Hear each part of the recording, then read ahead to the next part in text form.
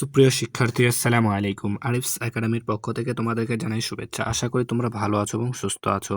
আজকে আমি তোমাদের গণিত বইয়ের পৃষ্ঠা নম্বর 41-এর 7, 8 এবং 9 নাম্বার এই তিনটি অঙ্কের সমাধান করে দেব। ঠিক আছে, তাহলে চলো শুরু করা যাক। তো প্রথমে আমরা 7 নাম্বারটা দিয়ে শুরু করব।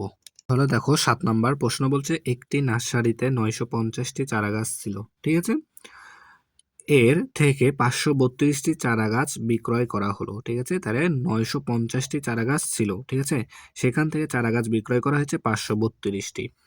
ওই নার্সারিতে আরো 420টি নতুন চারা আনা হলো। ঠিক আছে, এখন নার্সারিতে কতটি চারা আছে? ঠিক আছে, তো দেখো তাহলে এটা আমরা কিন্তু খুব সহজে সমাধান করতে পারবো, তাই না?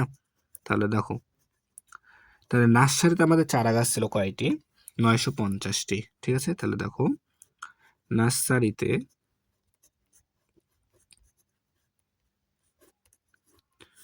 চারা গাছ ছিল সমান 950টি। ঠিক আছে, তাহলে এখন দেখো বলা আছে কি যে এর থেকে, তাহলে এই 950 থেকে 532টি চারা গাছ বিক্রয় করা হলো। তাহলে বিক্রয় যেহেতু করা হয়েছে তাহলে কমে যাবে, তাই না? তাহলে কি করতে হবে? বিয়োগ করতে হবে, তাই না? তাহলে নার্সারিতে তাহলে চারা গাছ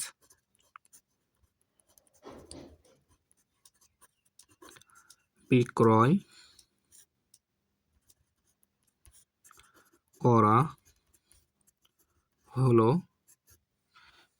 করা হলো সমান 532টি, তাই না? তাহলে এটা কি, তাহলে বিক্রয় করা হলো মানে কমে যাচ্ছে, তাহলে বিয়োগ করতে হবে, তাই বিয়োগ চিহ্ন দিয়ে নাম।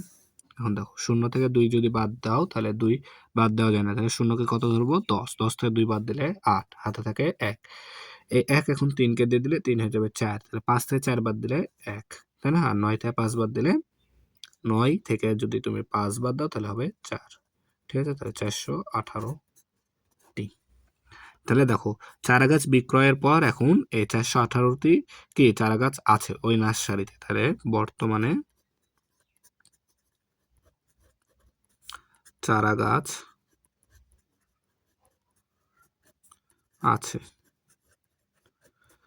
আছে, সমান সমান 418টি। ঠিক আছে, এরপর দেখো ওই নার্সারিতে আরো 420টি নতুন চারা গাছ আনা হলো। ঠিক আছে, তাহলে এগুলো আছে, এই 418টি আছে অলরেডি। ঠিক আছে, বিক্রয় করার পর তারপরে আরো 420টি নতুন চারা গাছ আনা হয়েছে, তাই না? তাহলে দেখো, তাহলে তাহলে এখন নতুন চারা গাছ আনা হলো সমান সমান কতটি? 420টি।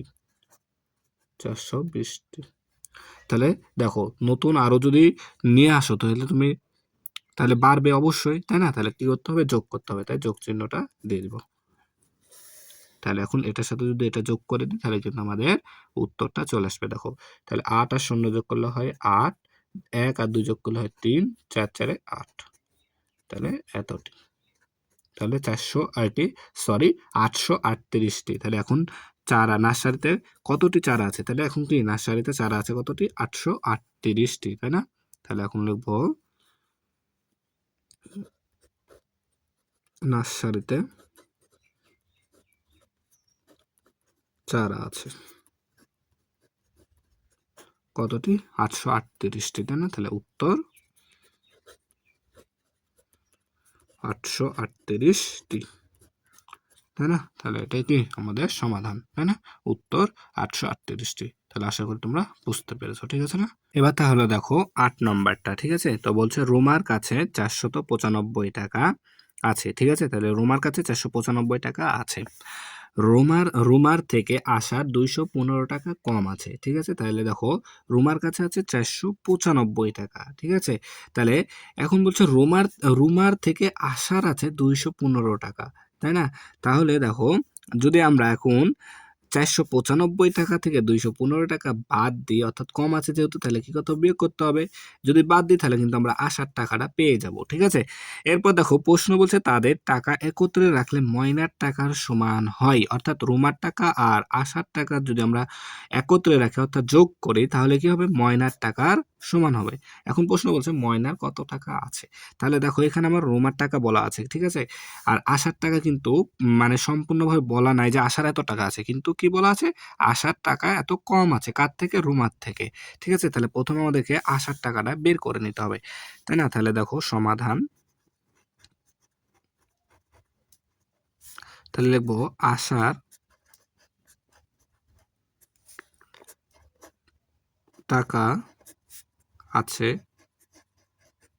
সমান সমান দেখো আশার টাকা আছে তো কত? তাহলে বলেছে রুমার থেকে আশার 215 টাকা কম আছে, অর্থাৎ 495 বিয়োগ 215 টাকা। ঠিক আছে? তাহলে দেখো এখন এটা যদি বিয়োগ করি তাহলে আশার টাকাটা পেয়ে যাব। ঠিক আছে? তাহলে দেখো 5 থেকে 5 বাদ দিলে 0, ঠিক আছে? 9 থেকে 1 বাদ দিলে 8, 4 থেকে 2 বাদ দিলে 2, তাহলে 280 টাকা। তাহলে এই টাকাটা কার? এটা হচ্ছে আশার টাকা। ঠিক আছে? তাহলে আশার টাকা আমরা পেয়ে গেলাম 280 টাকা। আর এখানে দেওয়া আছে রোমার টাকা 495 টাকা। ঠিক আছে? তাহলে এখন দেখো বলেছে যে তাদের টাকা অর্থাৎ রুমার টাকা এবং আশার টাকা যদি আমরা একত্রে রাখি তাহলে কি কার টাকা পাবো? ময়নার টাকাটা পেয়ে যাব। তাহলে এখানে আমরা লিখবো যে রুমার আছে সমান সমান 495 টাকা। আর এখানে পেলাম আশার, তাহলে আশার আশার আশার আছে সমান সমান কত টাকা? 280 টাকা। তাহলে এই দুইটা যদি আমরা যোগ করি তাহলে কার টাকা পাবো? ময়নার টাকা সমান, অর্থাৎ ময়নার টাকায় পেয়ে যাব। তাই না? তাহলে যদি এখন যোগ করো দেখো 5 আর 0 5, 9 আর 8 17, 7 হাতে থাকে 1, 4 আর 2 6 আর হাতে রাখে 7, তাহলে 775 টাকা। তাহলে কার এটা? এই টাকাটা কার পাবো? ময়নার পাবো। তাই না? তাহলে লিখবো যে ময়নার আছে সমান সমান 775 টাকা। তাহলে উত্তর 775 টাকা। ঠিক আছে? তাহলে এটা কি আমাদের অ্যান্সার, তাই না? তাহলে আশা করি তোমরা বুঝতে পেরেছো। ঠিক আছে? তো দেখো এবার 9 নাম্বারটা। তো 9 নাম্বার বলছে কি যে তিনটি সংখ্যার যোগফল 89,243। ঠিক আছে? এখন দেখো সেগুলোর মধ্যে, ঠিক আছে, তিনটি সংখ্যার মধ্যে দুইটি সংখ্যা দেওয়া আছে এখানে 24,576 একটি, আর একটা হচ্ছে 32,084 হলে তৃতীয় সংখ্যাটি কত? ঠিক আছে? তাহলে দেখো এই তৃতীয় সংখ্যাটা আমরা বের করব কি করে? প্রথমে এই দুইটি সংখ্যার যোগফল বের করব। ঠিক আছে? দেন তারপরে তিনটি সংখ্যা যোগফল থেকে দুইটি সংখ্যা যোগফল বিয়োগ করে দিলে কিন্তু আমরা তৃতীয় সংখ্যাটি পেয়ে যাব। ঠিক আছে? তো দেখো সমাধান। তাহলে দেখো প্রথম সংখ্যাটি প্রথমে আমাদেরকে এই দুইটি সংখ্যার যোগ করতে হবে। ঠিক আছে? একটা সংখ্যা যোগফলটা বের করতে হবে। তাহলে প্রথম সংখ্যাটি আছে আমাদের 24,000, দেখো 24,576, তাহলে 24,576। ঠিক আছে? এরপর দ্বিতীয় সংখ্যা দেওয়া আছে, দেখো দ্বিতীয় সংখ্যাটি কত আছে? 32,084। ঠিক আছে? তাহলে এই দুইটা সংখ্যার আগে যোগফলটা আমাদেরকে বের করতে হবে। ঠিক আছে? তাহলে দেখো যোগ করো। তাহলে দেখো 6 আর 4 10, 10 এর 0 হাতে থাকে 1। এরপর দেখো 7 আর 8, 8 আর 7 15, 15 আর হাতে রাখে 16, 16 6। ঠিক আছে? হাতে থাকে 1। 5 আর 0 5 আর হাতে রাখে 6। ঠিক আছে? এরপর দেখো 4 আর 2 6, 3 আর 2 5, তাহলে 56,660। তাহলে দুইটি সংখ্যার যোগফল, এটা দুইটি সংখ্যার যোগফল। তাহলে দুইটি সংখ্যা যোগফল পেলাম আমরা 56,660। ঠিক আছে? আর এখন এখানে আমাদের দেওয়া আছে তিনটি সংখ্যা যোগফল। তাহলে এই তিনটি সংখ্যা যোগফল থেকে যদি আমরা দুইটি সংখ্যা যোগফলটা বিয়োগ করি তাহলে কিন্তু তৃতীয় সংখ্যাটা আমাদের চলে আসবে। তাহলে এখানে প্রথম লিখবো কি যে তিনটি সংখ্যার যোগফল কত? 89,243। 8 9 2 4 3, তাই না? আর এখানে আমরা পেলাম দুইটি সংখ্যার যোগফল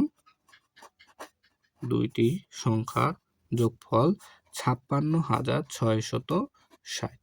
তাহলে যদি আমরা এটা থেকে এটা বিয়োগ করে দিই তাহলে কি আমরা তৃতীয় সংখ্যাটি পেয়ে যাব। ঠিক আছে? তাহলে দেখো বিয়োগ করো। তো ৩ থেকে ০ বাদ দিলে ৩, ৪ থেকে ৬ বাদ যায় না। তাহলে ৪ কে কত ধরবো? ১৪, ১৪ থেকে ৬ বাদ দিলে ৮, হাতে থাকে ১।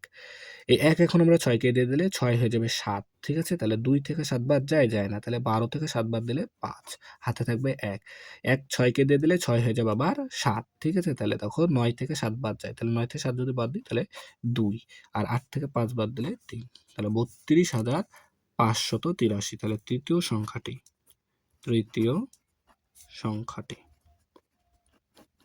তৃতীয় সংখ্যাটি কত? ৩২,৫৮৩। ঠিক আছে? তাহলে এখানে আমরা উত্তর ৩২,৫৮৩। ঠিক আছে? এটাই আমাদের উত্তর। তাহলে আশা করি তোমরা ৩ টা অঙ্কই খুব ভালো মতো বুঝতে পেরেছো। ঠিক আছে? তাহলে আজকে এই পর্যন্তই। ভিডিওটি ভালো লাগলে অবশ্যই লাইক, কমেন্ট, শেয়ার করতে ভুলবেন না এবং পরবর্তী ভিডিও সবার আগে পেতে আমাদের চ্যানেলটি সাবস্ক্রাইব করে রাখো। আল্লাহ হাফেজ। আসসালামু আলাইকুম ওয়া রাহমাতুল্লাহ।